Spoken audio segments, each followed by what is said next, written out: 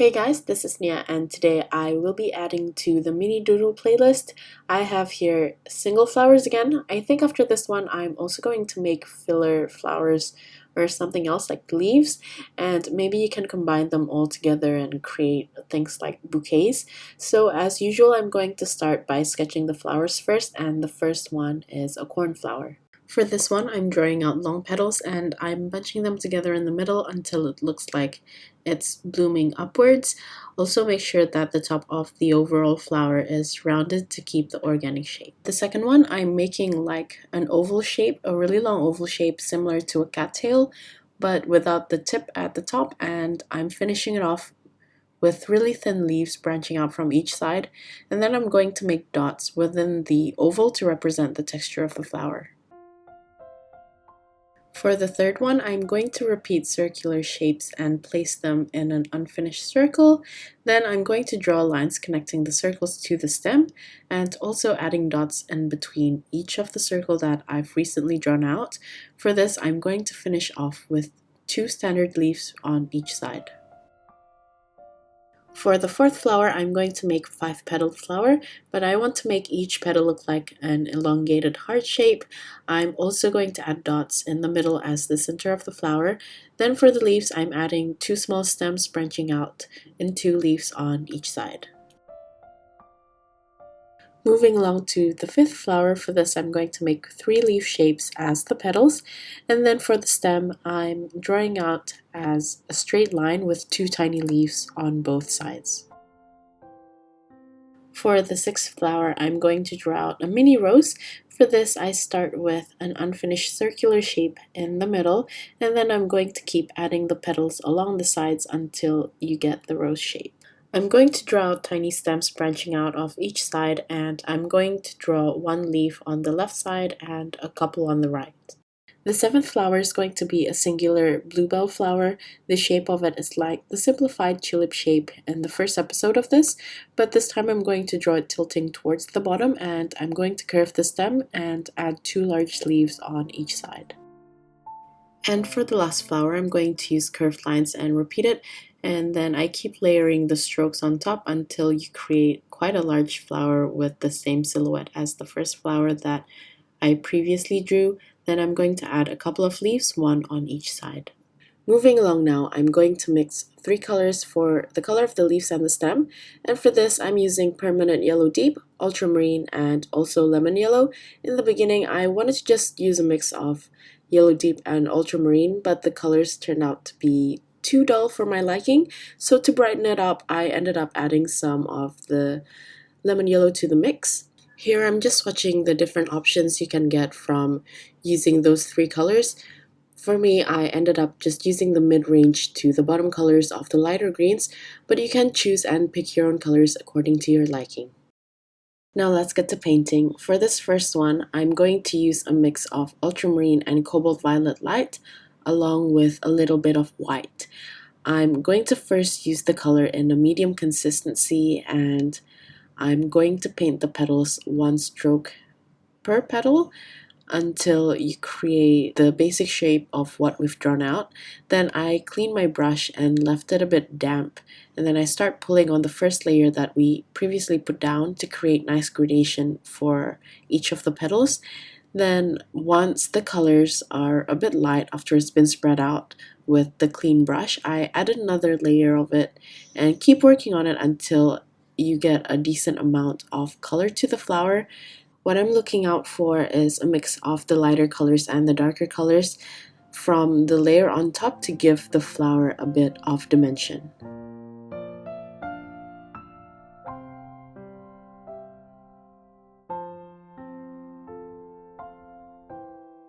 Then after that, I'm going to finish it off with the stem and the leaves using a smaller brush and just painting the leaves as we've drawn out before, a couple of leaves on each side.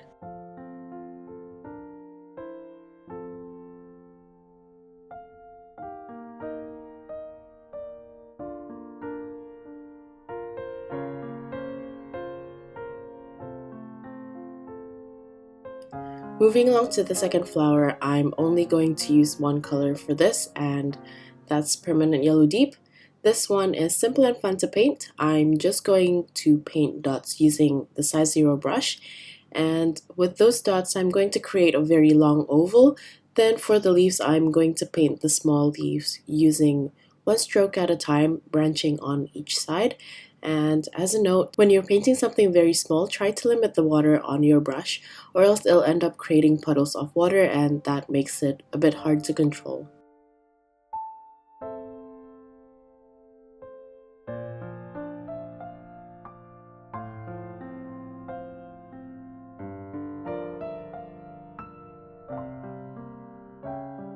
For the third flower, I'm going to use two colors. The first one is a mix of mineral violet and white to create a softer pastel-y mineral violet color. Then I'm going to use permanent yellow deep as accents. First off, I'm going to use the pastel violet color for the main circular shape of the flower. Then after I'm done placing the circles around, I'm going to create lines at the bottom of each circle and make these lines meet in the middle to be connected to the stem. Then I'm going to take the permanent yellow deep and paint dots in between of each of the circles as little accents. After that, I'm going to finish it off by painting the stem and the leaves. I'm using a darker tone of green for this one to suit the deeper purple color created from the mineral violet.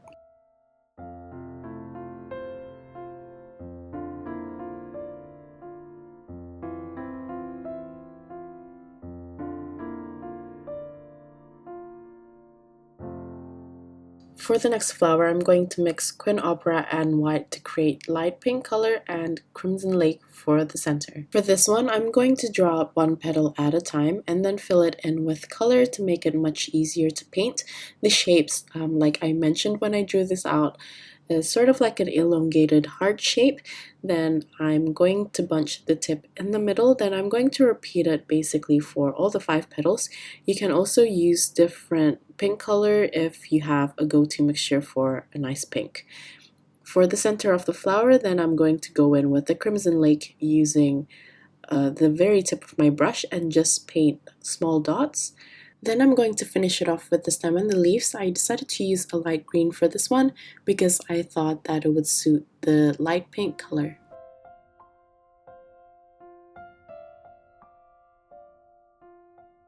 For the fifth flower, I'm going to mix compost blue with white to create a pastel sky blue color, and I'm going to paint leaf shapes and repeat it for the ones on either side. You can use a slightly larger brush for this one, but I was getting comfortable with my small brush, so I ended up just using this one for the whole thing.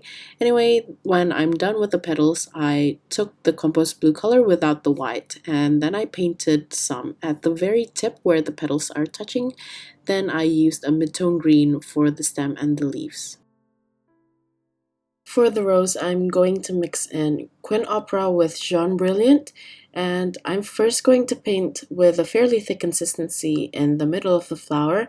I'm painting the center like what I've drawn, so I'm basically using the tip of my brush to draw it on first, and then I'm going to switch to the larger brush now, and I want this brush to be rather wet, not dripping but just a bit damp, and I'm going to use this damp brush to use the colors that I've put down initially and paint the outer petals.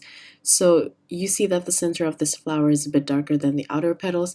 After that, I also added a bit more of the thicker consistency color around the middle just to exaggerate the contrast of the colors from the center to the outer part of the flower. And then to finish off, I'm just going to paint the stem and 3 leaves. For the next flower, I'm going to use the colors manganese blue and ultramarine. And for this, I'm going to use the manganese blue first and draw out the shape of the flower and then fill it in. And while the paint is still a bit damp, I quickly load my brush with a little bit of ultramarine and I paint it at the top of the flower where it connects to the stem. And this creates a really nice transition of the blues. And then I went along and painted the stem and the leaves first because I wanted to wait for this first layer to dry.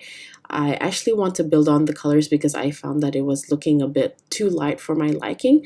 So I'm just going to repeat the exact same steps until I get the right vibrancy that I'm looking for.